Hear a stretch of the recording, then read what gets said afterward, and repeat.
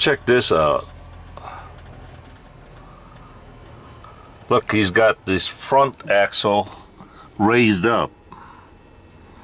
That saves a lot of fuel, from what I was told. Let's see if we can talk to this guy.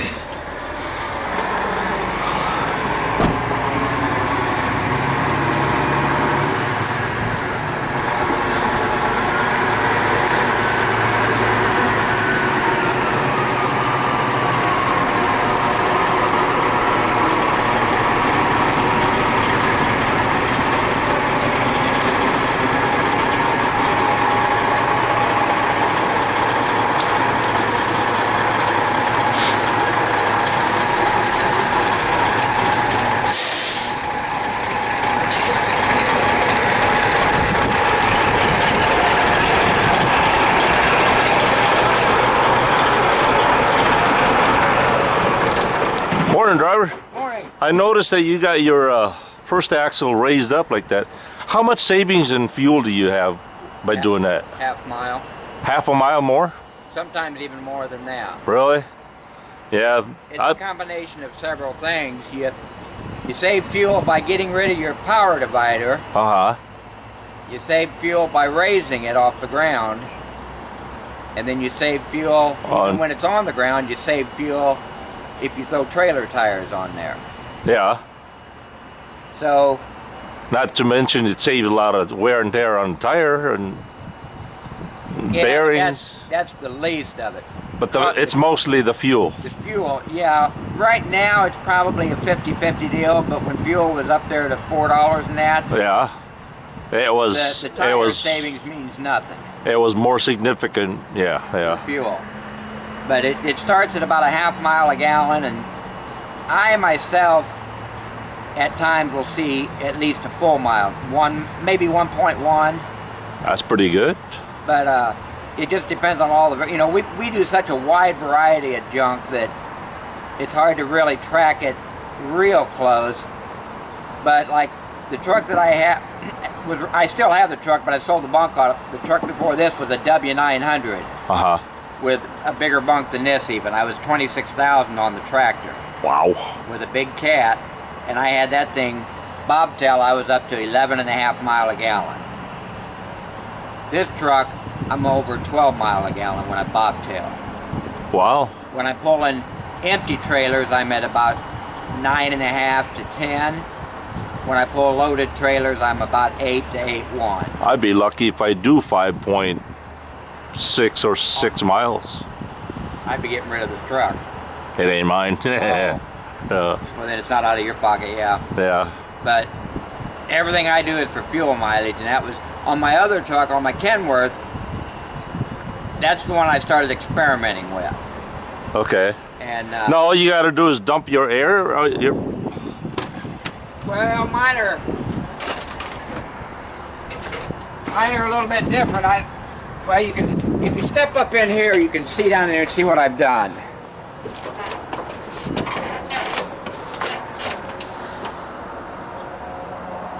Ah, okay. Yeah. That's just a trailer axle. Yeah. Just kind of bend it there. Well, it's made like that to clear the drive shaft. Yeah, yep. Okay. On my Kenworth, okay, I do things from a cost standpoint. On my Kenworth, that was what started it all. I wanted to get rid of my power divider, but I didn't know if I could raise the axle because I didn't know how much weight would be thrown up front, and it was a longer truck than this. Yeah. So I didn't want to buy a lift axle and then have to leave it on the ground all the time. Yeah. So what I did is I simply gutted the power divider, and the back side of it was a bolt-in section. Okay. Some of them are cast, but that one happened to be bolted, so it was just unbolting it, pulled the axles out and cut the stubs off, and inside the housing I welded plates in order to create the bearing reservoir. I'm talking about on a factory house. Yeah. Because you got to have a bearing reservoir so that you've got oil on your bearing. Gotcha. And then I just ran the drive shaft right through the center of it.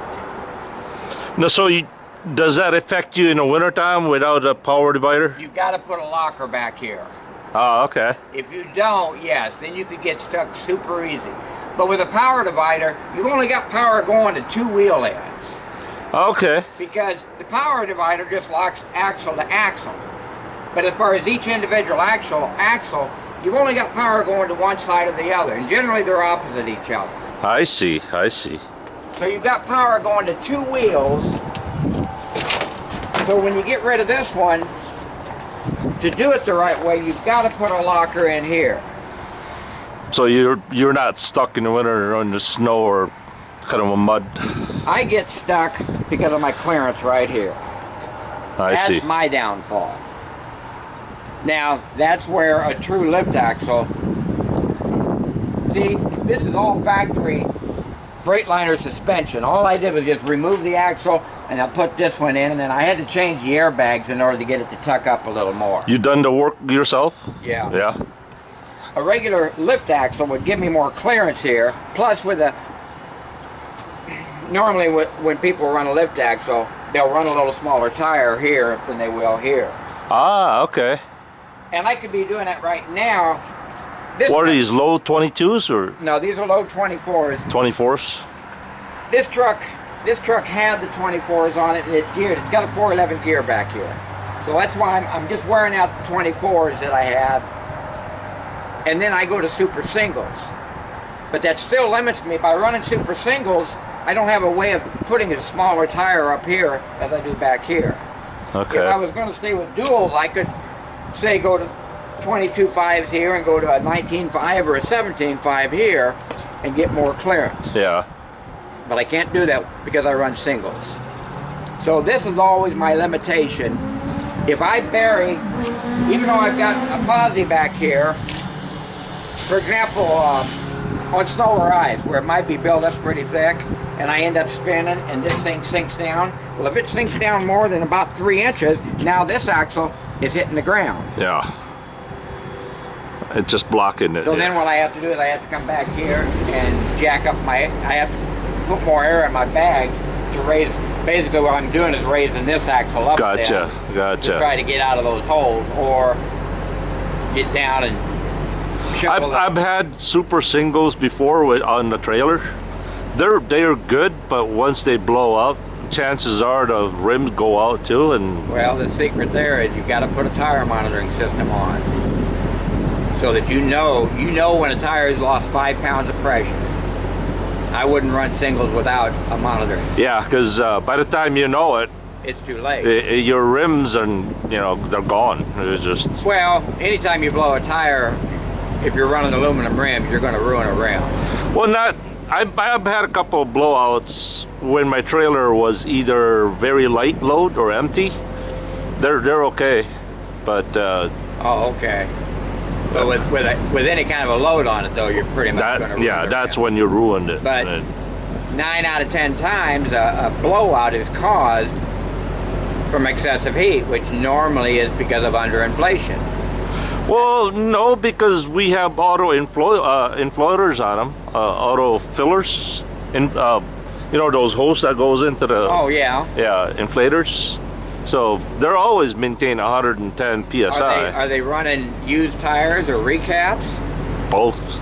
Because in the second, if it's not from underinflation, which wouldn't be in your case, then the second case is bad casings or bad tires. Yeah.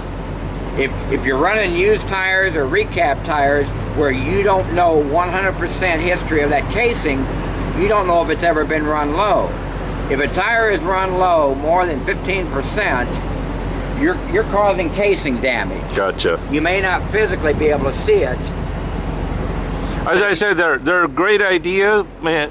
But when they break down, your saving seems to go out the window. Oh yeah, real quick. Yeah. Because you're ruining 2 tires at a time, and Yeah. if you ruin the rim, yeah. And you can't limp it to a truck stop, you know. Well, that issue I don't worry about, because if you blow a tire, technically you shouldn't be limping it anyhow. Because if you get pulled over, then you're out of service anyhow. DOT will shut you down. My mentality is fuel mileage, fuel mileage, fuel mileage, fuel mileage. That's the biggest cost there is in But trucking. I only run my own tires. Like these tires here are all mine, and I've gone as far as, like this set was up on the front of this truck when I bought it. These are steer tires? Yeah, well, these are all steer tires. Gotcha. But all these others, I've gone in, I run 120. These are 16 plies. I run 120 in them, so they wear out a little more in the middle. I re-groove them. Any tire has got at least 1/4 inch of base rubber. Most of them have closer to 3/8. So I re-groove them and get another year out of them. I bought all these tires. They were on my previous truck. I bought all these tires back in 12. Now they were off for about 2 years, because when I converted the other truck over to the lift axle, I then converted over to the wide singles. So then these were just put in my trailer, and I just put these on. I started running this truck back in April. So that's when I put all these tires back on. What year is this truck? 91. 91. And I'm knocking out 9.3. Yep. I mean, I get more than that, like when I'm bobtail, but my average so far from the time I put it in service back in April, I'm at 9.3. That's pretty good. That is pretty good. My goal is to hit 10, and I know I'll hit it because I haven't done all the modifications as far as the tires. I run special bearings in the wheels. The engine has no modifications done to it yet. It's still all original. The computer hasn't been touched or anything. You got a cat in there? No, a Detroit. A Detroit, yeah. The early one, the D-Deck 2, and that's the problem. There's not too many people that know how to do any tweaking on the D-Deck 2. But I bet you do. No, I don't know anything about the computer. There's a guy over in northern Iowa that does my Detroit work, and I've got an appointment to get in there. I'm doing a show out of Milwaukee Sunday night over to Minneapolis, and then I'll be down in Iowa Tuesday morning, and he's going to work on it. Gotcha. But my goal is to get 10 mile consistently out of it. Is it true that early model trucks like these are not required to do E-logs? Or they can't be hooked up to the E-logs? Well, they can't be hooked up to the E-logs, and right now there's an exemption in there for 99 and older. Oh, it's 99, but this is a 91? Yeah. So anything older than 99 on the back. And part of it is because this still has the old rectangular port. And there's not that many of these trucks left out there with that port, that the manufacturers of the E-logs aren't making them compatible. But that doesn't mean that they're not going to require, I mean, technically we're on E-logs now. Our cell phones alone show where we're at. Yeah, it'll track it. Yep, yep. You know, they may not be able to track that as close at the scales, but anytime you have an accident, that's the very first thing they do is confiscate your phone. That or your camcorder. Yep, that's it. I quit running the dash cam. I like them. Well, I don't run them when I'm by myself. Now, when the wife's with me on the truck, I do things completely different. But even then, we've got to be careful, because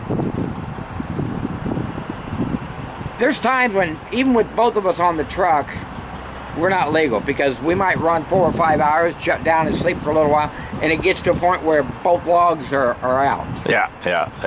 Well, I can take a second set of logs and make it look like we're legal, but again, that dash cam is recording when the truck's moving and when it's not. And it's easy for them to get up in there and look at that and say, well, your log shows you were moving, but... I've always thought this E-log is more dangerous than a regular paper log. Oh yeah, it is, because you can't drive according to your body. Yeah. Or like right now, I picked up a trailer yesterday morning down in southern Indiana.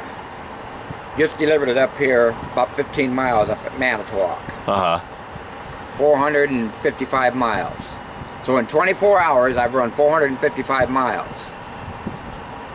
But I haven't done it legal. I drove about 150 mile, 200 mile maybe. You know, I got up south of Chicago and went to bed for a while, because I don't run through Chicago. Exactly. Busy traffic. Exactly. I got up at about Well, I'm just about out now. If you go by my book, I haven't filled my book out.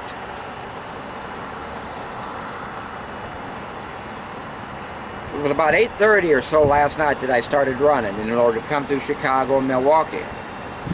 Got just south of here down at the Howdy truck stop, about another 20 miles. That's what I was a couple hours ago.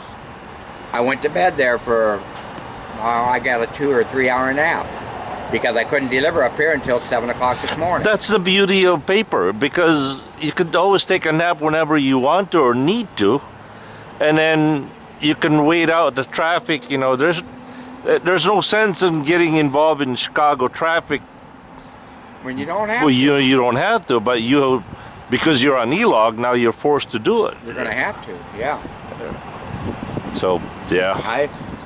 I won't be running out here without my wife. I mean, like I say, you know, see, right here is my ECM port. Oh, yeah. Where all the ones that are being made are for the standard round port. Yep. Which everything from 2000 on has that round port. Gotcha. I've got a 2000 Freightliner at home and it has the round one. My 98 Kenworth has the round one. But up until, I don't know when Kenworth changed, it was around 96. It's automatic. Well, part of it is that a lot of the engines previous to 95 were not electronic motors. Cat wasn't fully electronic until 95. Cummins was somewhere around 93 or 94. Detroit had an electronic engine back to 89. Gotcha. But it's those two variables between the engine and this port that has caused them to do the 2000 newer ruling. Yeah. 2000s are iffy because they've used two different wordings. They've used manufacturer's date and model year. Well, a 2000 model year was manufactured in 99. Mm-hmm. But they've used both wordings, so that's why a 2000's up in the air at the moment. I see. Now, do you have business here in Sheboygan, or are you just taking a break, or what? No, I'm just taking a break. I've got to call them, unless they've got something short for me to do, I'm not doing anything until Sunday night. So I'm figuring I might stay here. I'll stay here for half a day anyhow. I run deep cycle batteries so that like I can fire my TV up, do whatever I want. I've got 6 to 8 hours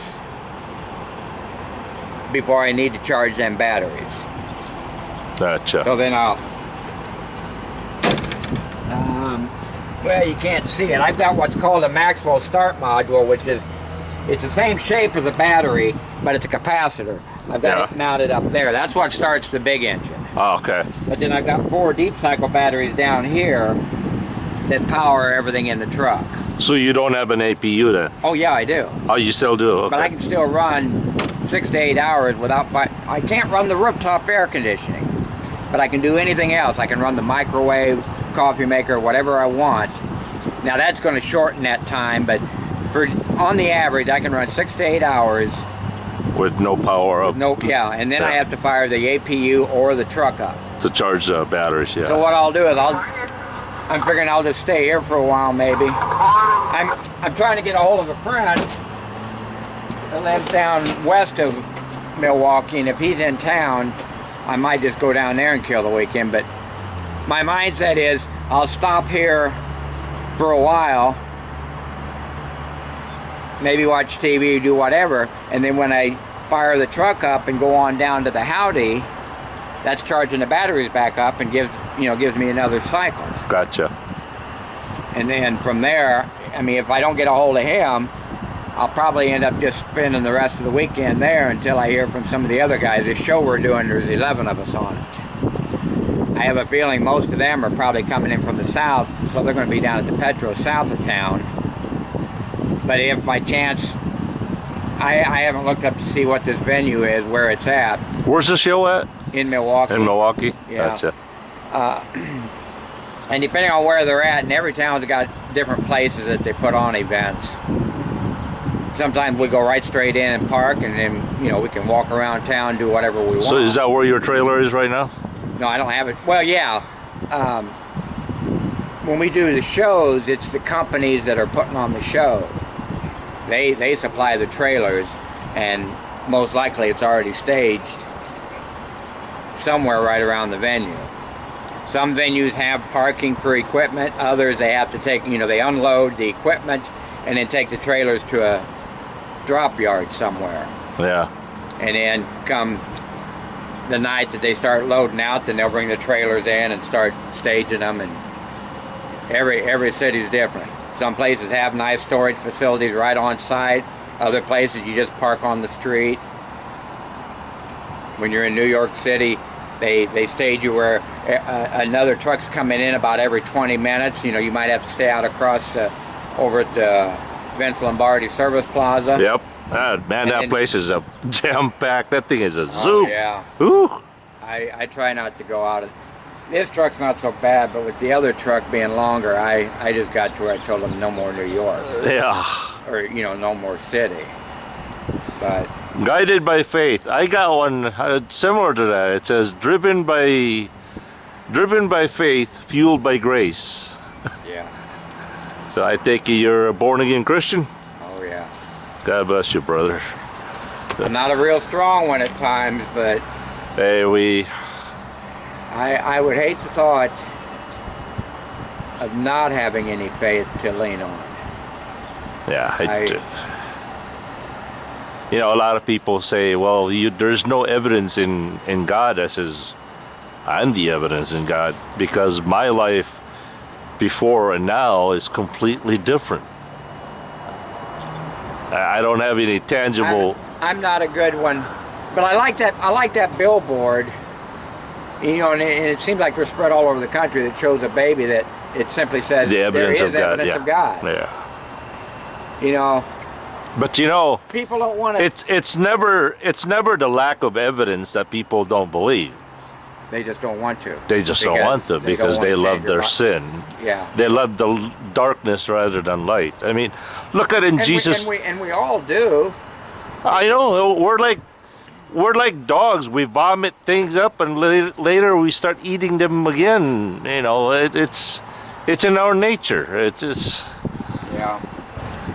But look at in Jesus' time, where he raised the dead. People witnessed that, and people still refuse. It's never been about the lack of evidence. It's just the love of sin that people, right. That's the easiest way right there. The love of sin. And it takes more strength and willpower to fight that than to succumb to it. Look how perfectly. That's the thing with me. Look how perfectly the universe is synchronized. The world is spinning at 1,000 miles an hour, traveling by so many thousand miles an hour, and everything around it is perfectly in sync. And for just a chance? No way. I'll give you a challenge, okay? Who do you think is smarter? The modern people now, or so-called Big Bang, or the evolution? I would imagine people are a lot smarter that can design and make better things than evolution, right?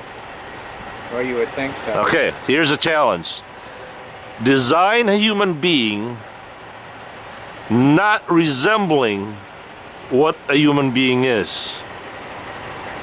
Don't take a human being and improve it. Rework it. Design, I would imagine you're a very intelligent man. Design a human being that can be better than this. I've asked that question many, many times. Nobody could ever answer that. So the question then is, if man is so smart and can design, complicate things, why can't we design a better human being? With the dexterity that we have, the agility, the self-healing. Yeah. You ever thought about that? No, really, I haven't. I'm a simplistic person, and I am too. And I'm a lazy person. So when it starts getting into complicated things like that, about it for a real small amount of time, and then. But you can see the concept, right? Yeah. So do you think that what are the chances of the human being is just an evolution rather than a design? To me, that's just mind-boggling. I would have to have more faith to believe in evolution than a design. Yeah. That's just me. Or one of the thoughts that I've, you know, the people that say that we just evolved from apes. Okay. How come not all apes evolved? Well, that, but because I'm a simplistic thinker. Even the design of an ape is still fairly complicated. Yeah. It's still a breathing animal or human being, whatever you want. It's still a breathing item. Yep. It's made up of, you know, cells all working together to create a life. Who cares whether it's an animal life or a human life? It's just on a different level, but it's still a complicated. Where does life come from? Right. You ever thought about this, that we people, we don't make anything. We assemble things. We take a little bit of this, a little bit of that, a little bit of this, and we make it to one thing that works. Yeah. We don't create something out of nothing. We don't create anything. We take little parts. Right. And there goes a truck. Yeah. We take little parts, and there goes your glasses. We don't create anything, because to me the word create is to make something out of nothing. Out of nothing, yes. Well, if you're gonna need a ride, I live here, and I'll be here till tomorrow night. Oh, okay. What are you doing? Just waiting for your ride then? I'm waiting for my wife. Yeah. Nah, that's one nice thing about what we do is, you know, when your bobtail gives you a whole lot more freedom than dragging a trailer around. Yeah. Yep. That's the main reason that I've been hashing it out for about 3 months now. You know, things have been slowing down for a year or better, and it's finally caught up to our segment. Last 3 months or so has been a little slower because more and more people, like Landstar even, they have a power-only division. Gotcha. So some of the work that we do, I mean, a lot of our work are repeat customers. But there's a lot of, and I can't think of an example, but there's a lot of power-only loads that are simply thrown on the load boards. Well, now Landstar has a power-only division, so naturally that's cutting into our volume of freight. So with our work, the bobtail between loads is one of the main areas to determine how profitable one is. Gotcha. So that's why I'm sitting here, you might say, for 3 days, almost 3 days. Because it's going to be 9 or 10 o'clock Sunday night before I leave Milwaukee heading to Minneapolis. By the way, do you ride? Huh? Do you ride motorcycles? Oh, yeah. If you want, I can let you borrow my Goldwing here. I'm not using it. Oh, man. You a Harley man, or? Oh, no, I'm a Harley man, but it's funny because I was just thinking that for these 3 days, I live down by Peoria. And that was one of the, I haven't been riding much the last 2 or 3 summers because we've been running a little hard. Yeah, me too. Mine just been sitting there collecting dust. But if you want, man, you can ride it. And well, that would be tempting. That you know, that shows how bad we get when we start looking at different things. Years ago, drinking and women was all I cared about. Yeah, it was there. And you know, I've got a little story that the reason we're so much stronger, and I've got that up here on this truck. I mean, it helps me stay focused, you know, like just seeing that in the mirror. My wife wanted to put that up there, and I haven't got it on the other side because I had to replace one on my other truck. So I only had one, so when I bought this, I said, well, I'm going to go ahead and use it until I get a chance to get some more printed. My wife and I were together almost 18 years before we got married. This is how weak I am. You know, and we ride. She's got her own bike, but that was our common. Well, we know each other because my brother used to be married to her sister years ago. So we've known each other forever. I went through a divorce. My wife left me, and my first wife left me. And so my now wife and I just started running around because neither one of us was with anybody. And we finally got serious, moved in together, and lived together for 18 years. And her dad passed away, and I forget now how it went, but she started reading more about the Bible, started going to church, learned enough, and got to a point where she realized that we weren't right. Yeah. Yep. Okay? Now, I'm the opposite. I knew we weren't right, but I didn't want to lose her. I was afraid of losing her if I started saying, you know, this isn't right. I mean, I'd been trying to get her to marry, you know, get married right from the beginning. Her finances and mine are completely different. She saved up cash and bought her Harley. She's never owned a credit card in her life. Raised 3 kids until we got together, and I didn't really, financially I helped out a lot, but she still basically raised her kids on a $10 an hour job. That's hard to do. Well, that's what I'm trying to say is, that's how far apart we are financially. She buys everything with cash. I've bought semis on a credit card before. When the interest rate was super low, Yeah. I bought two trucks on credit cards. Well, anyhow, where was all this going? That's how far apart we were. Well, she kept saying she didn't want to get married because she didn't want the liability because of the way I did things financially. Gotcha. But this is the power of God.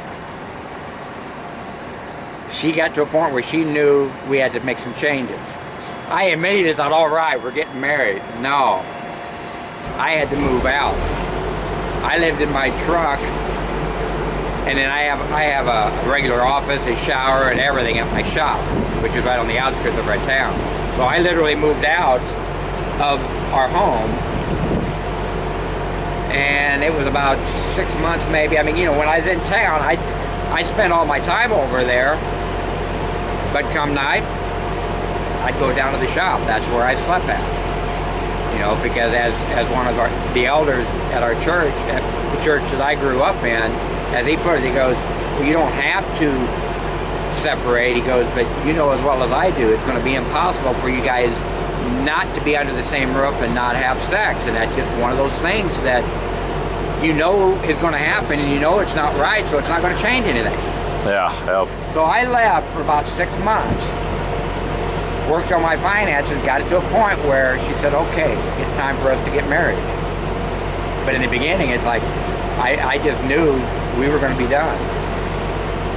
But that's our story, is that she grew stronger in the faith while I was just getting weaker day by day. You kind of ignore it for your love of her. I ignored God for fear of losing her. Yeah. Now, It's imagine. Is that ironic? It is. It is, and I can testify to that. You know, It's but I always say that was, you know, me having to move out, and that fear that I had for a month or two. I feared that we were done. That was God's punishment to me. You know, the whole situation. That was Him telling me, I have things in control.